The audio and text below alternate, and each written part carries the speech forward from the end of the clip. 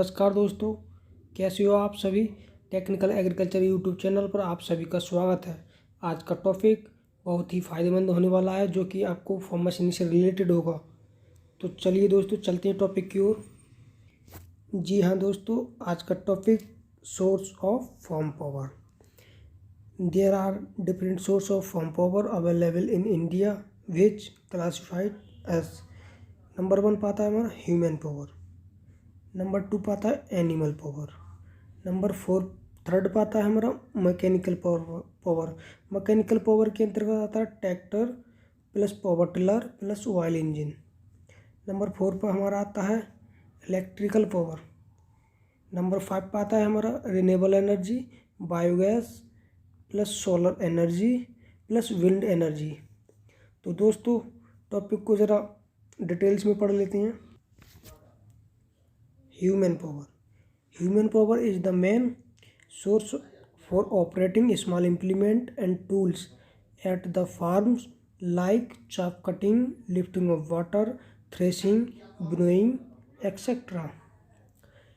तो दोस्तों, human power को मुख्य स्रोत माना गया है इम्प्लीमेंट को रोटेट करने के लिए या चलाने के लिए। चाहे हमारा चाप कटर हो, लिफ्टिंग ऑफ वाटर मशीन हो, या थ्रेसिंग हो, या विनोइंग हो, तो इसे हम बोल सकते हैं कि फॉर्म पावर में इसकी तो हमेशा ज़रूरत पड़ती आई है और पड़ेगी।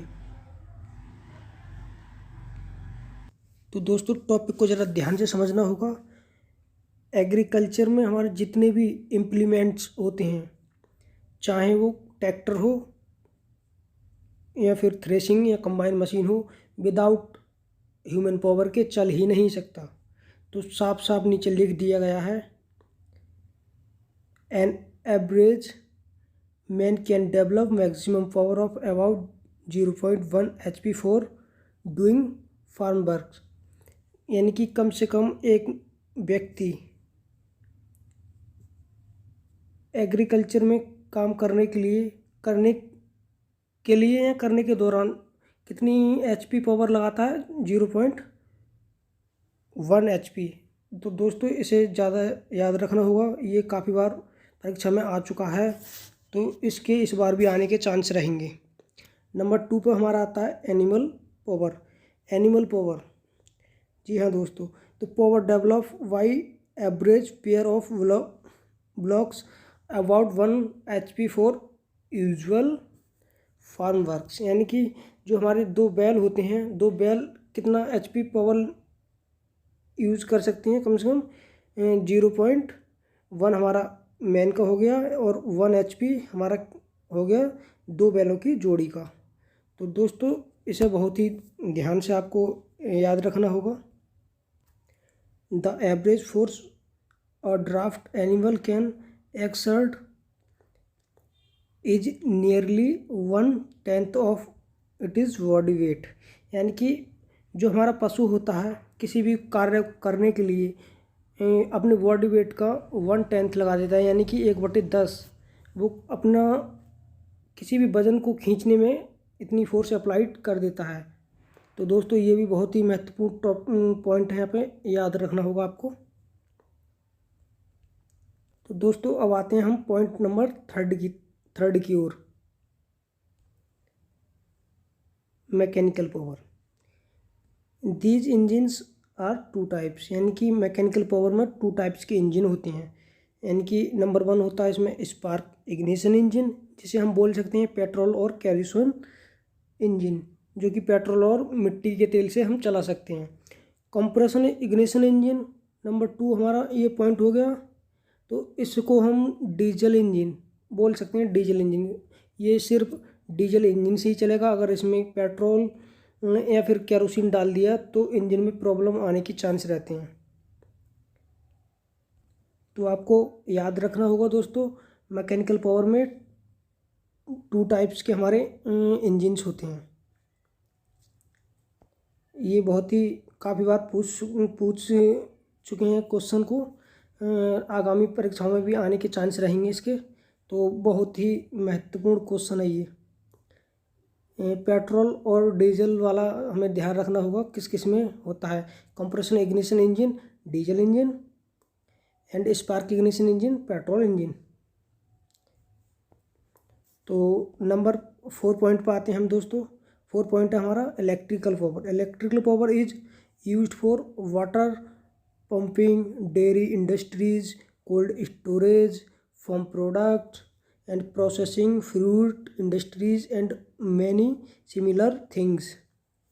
तो दोस्तों इलेक्ट्रिकल पावर हमारी कहाँ कहाँ यूज होती है, यानी कि वाटर पंपिंग यानी कि सबमर्सिबल पंप में यूज करते हैं। जैसे हम वाटर को लिफ्ट करेंगे तो वहाँ पे हम लगा सकते हैं इलेक्ट्रिक पावर।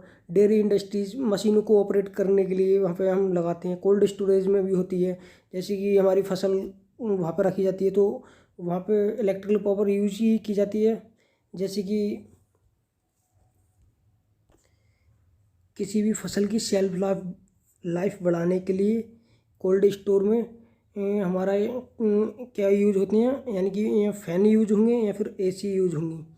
तो एसी और फैन किससे चलेगा हमारा, इलेक्ट्रिकल पावर से। तो याद रखना होगा दोस्तों किससे चलेगा हमारा, इलेक्ट्रिकल पावर से। Processing fruit industries many similar things, ये सेम वही है।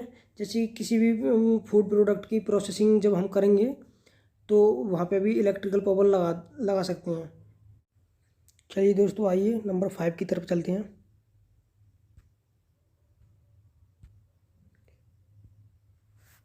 Renewable energy, it is energy mainly obtained from renewable source of energy like sun, wind, biomass. दोस्तों आप समझ रहे होंगे जो रिन्यूएबल एनर्जी का मेन स्रोत कौन कौन से हैं। एक तो सूर्य है हमारा, एक विंड है और एक बायोमास। सन का मतलब यानी कि सूर्य, आज सूर्य निकला तो कल भी 100% हमें एनर्जी देगा, ज़रूर निकलेगा। और जैसे ही हमारी विंड है, विंड हम कहाँ यूज़ करते हैं, जैसे विंड मिल्स होती हैं उसमें हम विंड को यूज़ करते हैं। तो विंड जैसे आज हवा चली तो कल भी चलेगी। उसी प्रकार से यहाँ पे बायोमास के लिए बताया गया है। बायोमास भी सेम उसी की तरह वर्क करता है। अब दोस्तों बात चलती है इसकी, इसे हम कहाँ कहाँ यूज कर सकते हैं। तो होता है renewable energy can be used for lighting, cooking, water pump heating and space heating, water distillation, food processing, water pumping and electric generation. तो दोस्तों सबसे पहले हम लाइट यानी कि प्रकाश, प्रकाश किससे मिलता है, हमें सूर्य से मिलता है। उसको हम स्टोर भी कर सकते हैं। सूर्य के प्रकाश को स्टोर कैसे कर सकते हैं, जैसे हमारी सोलर पैनल होते हैं तो उसके लिए हम बैटरी वगैरह में यूज़ करते हैं उसकी एनर्जी। उसके बाद हमारा आता है कुकिंग यानी खाना बनाने के लिए भी हम इस एनर्जी को यूज़ कर सकते हैं। वाटर हीटिंग यानी पानी गर्म भी कर सकते हैं इससे, सनलाइट वगैरह जितनी भी हैं हमारी। और स्पेस हीटिंग, किसी भी स्पेस को भी गर्म कर सकते हैं। वाटर डिस्टिलेशन भी कर सकते हैं इससे, फूड प्रोसेसिंग कर सकते हैं। वाटर पंपिंग यानी कि समरसेबल पंप जो होते हैं हमारे, अब वो आने लगे हैं तो ज़्यादातर सोलर एनर्जी यूज़ कर रहे हैं। तो बोल सकते हैं कि हम पंप वाटर पंपिंग बोल सकते हैं इससे। यहाँ पे बोला गया है समरसेबल के लिए, समरसेबल पंप। तो समरसेबल पंप हमारे काफ़ी आ चुके हैं मार्केट में, जो कि सन से चलते हैं। आता है इलेक्ट्रिकल जनरेशन, और इस प्रकार की एनर्जी आती है। This type energy is inexhaustible in nature, यानी कि ये एनर्जी इस प्रकार की किस में अटूट रहती है, प्रकृति पर। इस प्रकार की एनर्जी कभी भी ख़त्म नहीं होती है, रिन्यू होती रहती है। जैसे आज सपोज डेट आज सूर्य निकला तो कल भी निकलेगा। उसी प्रकार से विंड एनर्जी, जैसे आज हवा चली तो कल भी चलनी है, कल नहीं चली परसों चलनी है, चलनी ज़रूर है, नेक्स्ट डे चलनी है। उसी प्रकार से बायोमास भी ये होता है। तो इस एनर्जी को हम यूज़ कर सकते हैं lighting, cooking, water heating, space heating, water distillation, food processing और वाटर पंपिंग में। तो दोस्तों अभी तक आपने हमारे चैनल को सब्सक्राइब नहीं किया है तो कृपया कर चैनल को सब्सक्राइब कर लें और बेल आइकन को भी प्रेस कर दें ताकि आने वाला नोटिफिकेशन आप तक सबसे पहले पहुंच सके। धन्यवाद दोस्तों।